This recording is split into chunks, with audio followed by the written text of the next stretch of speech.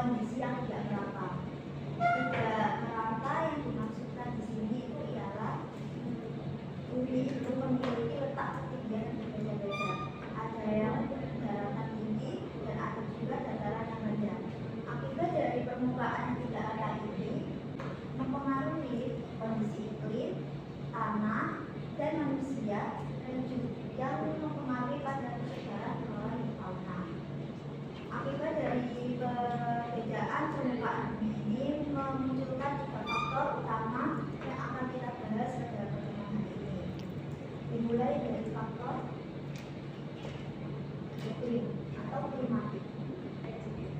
Faktor klimatik atau yang kita kenal dengan sebutan iklim merupakan faktor yang dipengaruhi oleh rata cuaca di suatu wilayah yang memiliki cakupan wilayah yang luas dengan rentang waktu yang panjang.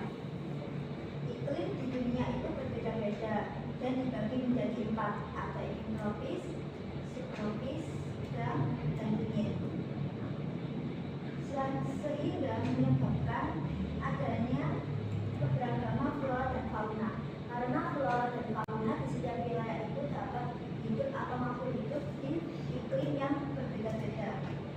Dari faktor iklim ini selanjutnya dibagi menjadi 4 bagian pula. Yang pertama adalah suhu, kelembaban udara, curah hujan,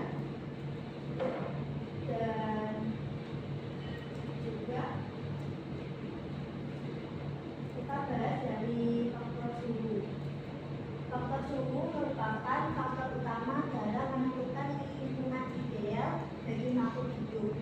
Setiap suhu di wilayah itu berbeda-beda. Ada yang memiliki suhu yang tinggi dan ada pula yang memiliki suhu yang rendah.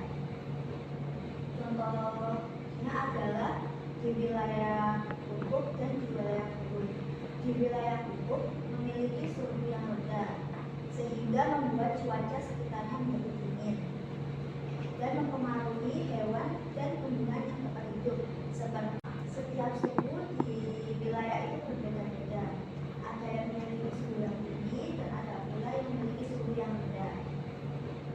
Contohnya adalah di wilayah kutub dan di wilayah gurun. Di wilayah kutub memiliki suhu yang rendah sehingga membuat cuaca sekitarnya menjadi dingin dan mempengaruhi hewan dan tumbuhan yang dapat hidup. Seperti contohnya adalah hewan penguin. Hewan penguin sendiri dapat hidup di wilayah kutub karena beradaptasi dengan cara di bawah kulitnya itu memiliki kelenjar lemak. Kelenjar lemak ini berperan dalam membantu menghangatkan tubuh penguin sehingga dia mampu hidup di daerah yang dingin. Selanjutnya berbeda dengan di daerah gurun. Daerah gurun memiliki suhu yang tinggi sehingga mempengaruhi pula hewan dan tumbuhan yang dapat hidup. Contohnya adalah hewan unta.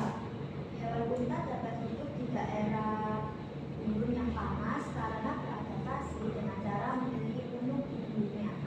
Punuk ini merupakan bagian tubuh unta yang bergerak sebagai tempat penyimpanan cadangan makanan dan air. Jika dilihat dari dua hewan ini, mereka berdua memiliki cara yang berbeda untuk beradaptasi dengan lingkungannya masing-masing.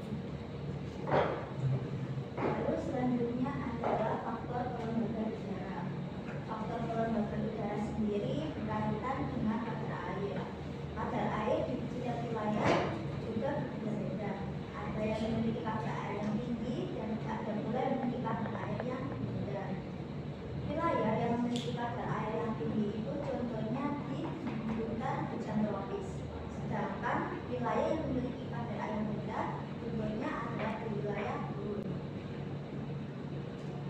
Di wilayah hutan hujan tropis, akibat dari memiliki kelembaban udara yang tinggi membuat vegetasinya hidup dengan subur dan bervariasi, sehingga menyebabkan keanekaragaman hayatnya pun tinggi. Berbeda dengan di wilayah gurun yang memiliki kelembaban udara yang rendah, sehingga membuat hewan-hewan dan tumbuhan yang mampu hidup di sana itu hanya sedikit dan perlu melakukan upaya adaptasi untuk mampu hidup di sana. Selanjutnya adalah faktor angin.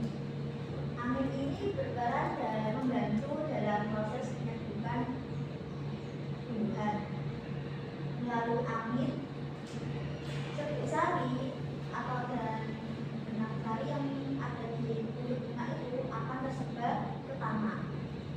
Bila dapat buah itu tumbuh di tempat yang subur dan sesuai, maka akan tumbuh menjadi spesies buah yang baru. Selain itu, angin juga berperan dalam proses mendorong awan yang mengandung hujan sehingga persebaran curah hujan di setiap wilayah itu merata.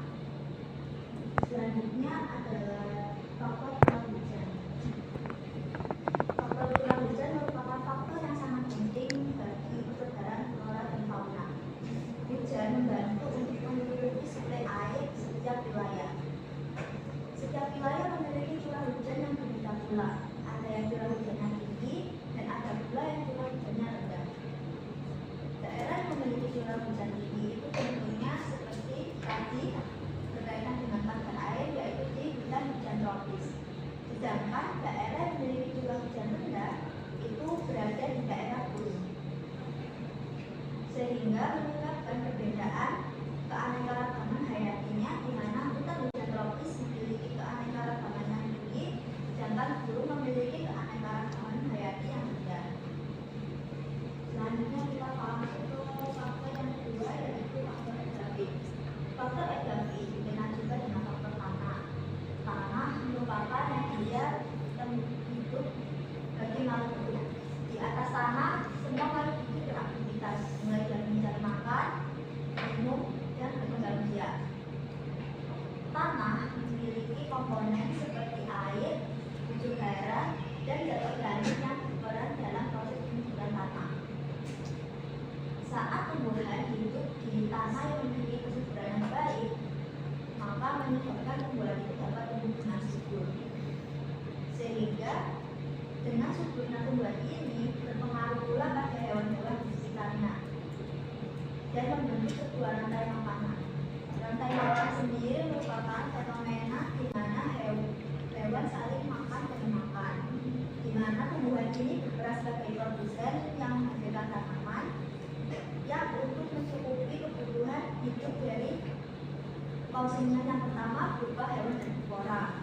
Selanjutnya hewan herbivora akan menjadi sumber makanan bagi hewan karnivora, dan hewan karnivora pula akan menjadi sumber makanan bagi hewan pengurai seperti bakteri.